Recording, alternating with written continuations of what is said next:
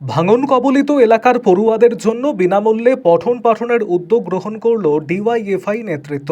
মঙ্গলবার মালদার ভূতনি থানার কার্তিকটোলা গ্রামে আনুষ্ঠানিক উদ্বোধন হল ছাত্রছাত্রীদের জন্য বিনামূল্যের স্কুলের, যে স্কুলের নাম দেওয়া হয়েছে সুবোধ চৌধুরী পাঠশালা।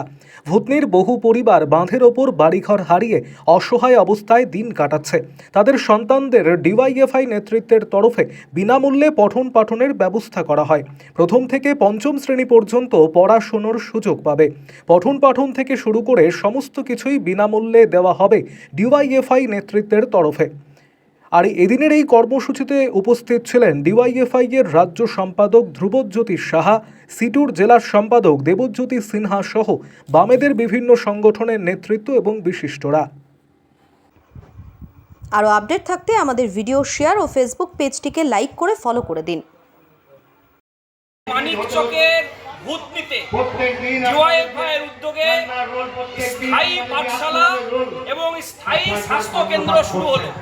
মূল কথা, প্রতিদিন এই মানিকচক এলাকার, মালদা এলাকার বিভিন্ন জায়গায় গঙ্গার তলে, গঙ্গার ভাঙনে প্রতিদিন তলিয়ে যাচ্ছে অসংখ্য পরিবার, ঘর বাড়ি এবং স্কুল।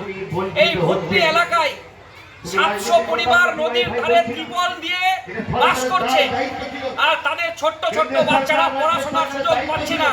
এই দেশের সরকার, এই রাজ্যের সরকার কোনো রকম উদ্যোগ গ্রহণ করেননি। 1 মাস আগে আমরা এলাকায় এসেছিলাম এবং 1 মাস আসার পরে আমরা বলেছিলাম এখানে স্থায়ী পাঠশালা হবে। আমরা ডিওয়াইএফআই এর উদ্যোগে এখানে স্থায়ী পাঠশালা থেকে শুরু করেছি। আমরা স্থায়ী স্বাস্থ্য কেন্দ্র শুরু করেছি এবং স্থায়ী শিক্ষক নিয়োগ করেছি। আমরা একটা মডেল স্কুল হিসাবে, মডেল পাঠশালা হিসাবে গোটা রাজ্যের মানুষের কাছে দেখাতে চাই যেরকম একটা পাঠশালা করা যায়। যখন সরকার উদ্যোগ গ্রহণ না করে, কোন সংগঠন উদ্যোগ গ্রহণ করলে কাজ করা যায়। পশ্চিমবাংলায় যখন বামপন্থী ফ্রন্ট সরকার আসে, প্রথম উদ্যোগ গ্রহণ করেছিল গ্রামে গ্রামে প্রাইমারি স্কুল তৈরি করতে হবে, হাই স্কুল তৈরি করতে হবে, ব্লকে ব্লকে কলেজ তৈরি করতে হবে।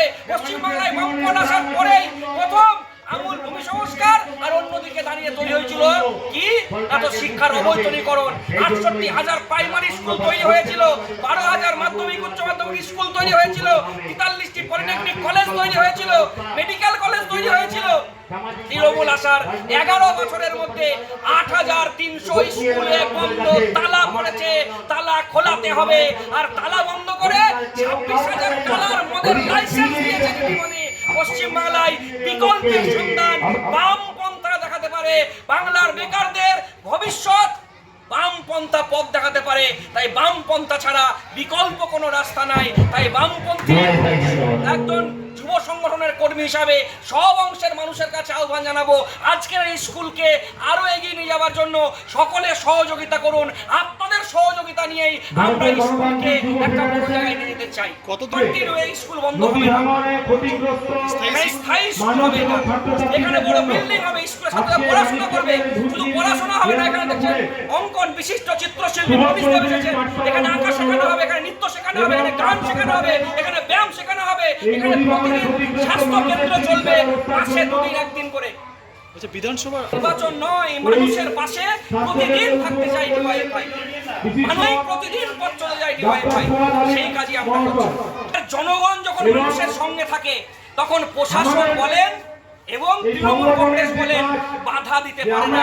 আজকে জনগণ আমাদের সঙ্গে এসেছে, আজকে জমায়েত আপনারা দেখতে পাচ্ছেন। আজকের এই ঘর করার জন্য এই জমি দিয়েছে সাধারণ মানুষ আমাদেরকে। এটাই আমাদের কাছে প্রাপ্য, যে মানুষ ছাড়া কোনোদিন চলতে পারে না। তাই মানুষের সাহায্য নিয়েই আমরা এগোতে চাই, আরো মানুষের সহযোগিতা চাই। আপনাদের সংবাদ মাধ্যমের মাধ্যমে আমরা বলতে চাই, সবাই সাহায্য করুন, আমরা স্কুলে যাতে এগিয়ে নিয়ে যেতে পারি। আপনার নাম কি দায়িত্ব রয়েছে? আপনার নাম এবং কি দায়িত্ব? ডিওয়াইএফআই রাজ্যের সম্পাদক, উপস্থিত রাজ্যের সভাপতি সরকার, রাজ্য সম্পাদক মণ্ডলীর সদস্য উপস্থিত আছে।